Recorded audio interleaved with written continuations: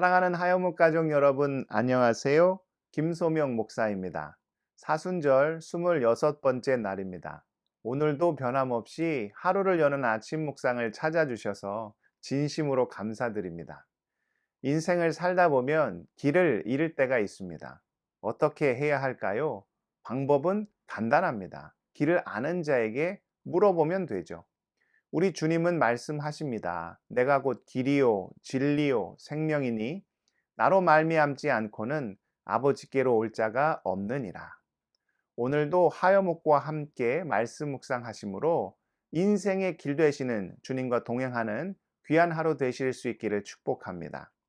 이 시간 주시는 하나님의 말씀은 마태복음 23장 25절에서 28절까지입니다. 화 있을진저 외식하는 서기관들과 바리새인들이여, 잔과 대접의 것은 깨끗이 하되 그 안에는 탐욕과 방탕으로 가득하게 하는도다.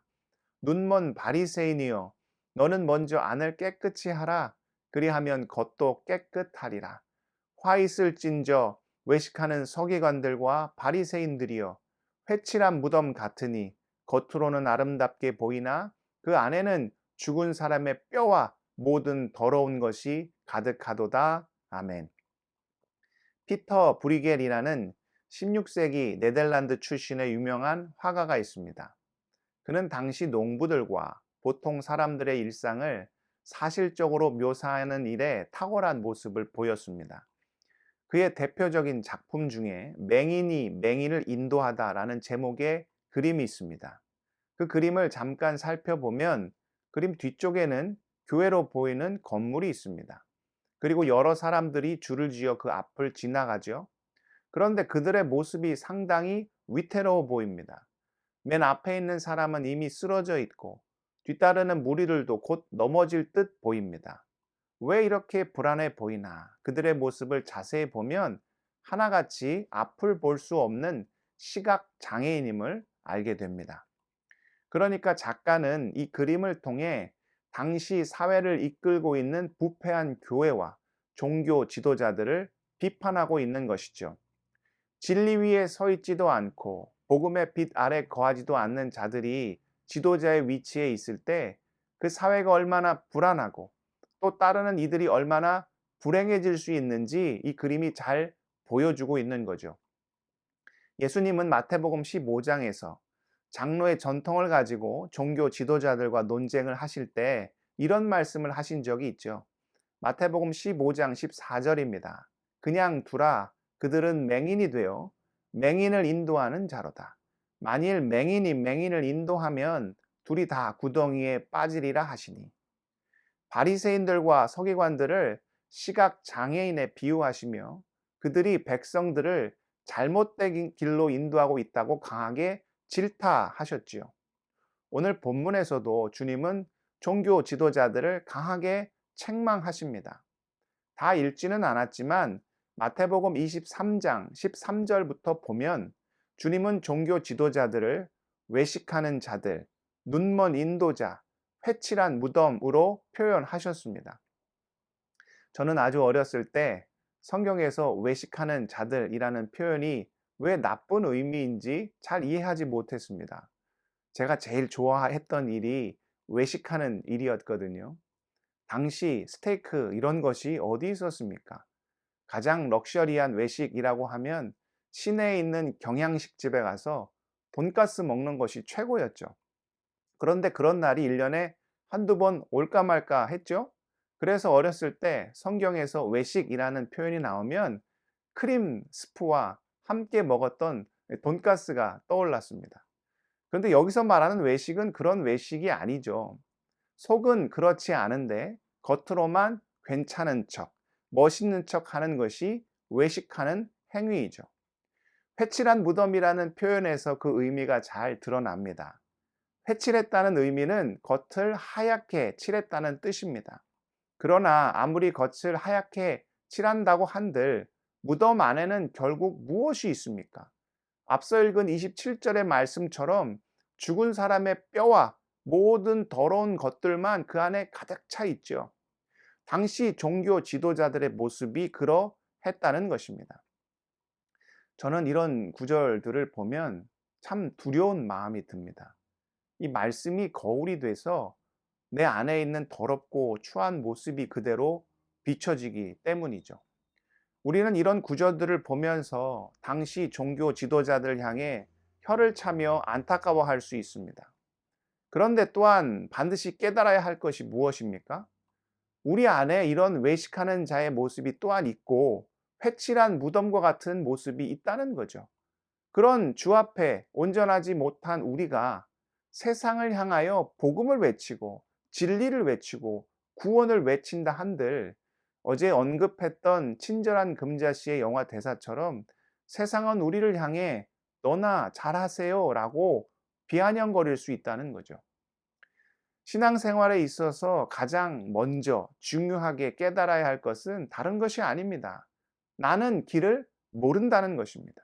나는 죄인이고 내 안에 더러운 것이 가득 차 있고 연약하고 늘 넘어지고 쓰러질 뿐만 아니라 더욱 심각한 것은 내 스스로는 이 총체적인 난국을 결단코 해결할 수 없다는 거죠.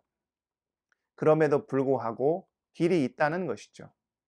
앞을 볼 수 없으면서 보는 체하고 속은 썩어 문드러져 있으면서도 겉만 멀쩡한 척하면서 심지어 다른 사람까지도 헛된 길로 인도하는 안타까운 인생을 사는 것이 아니라 어떻게 하면 된다는 거예요?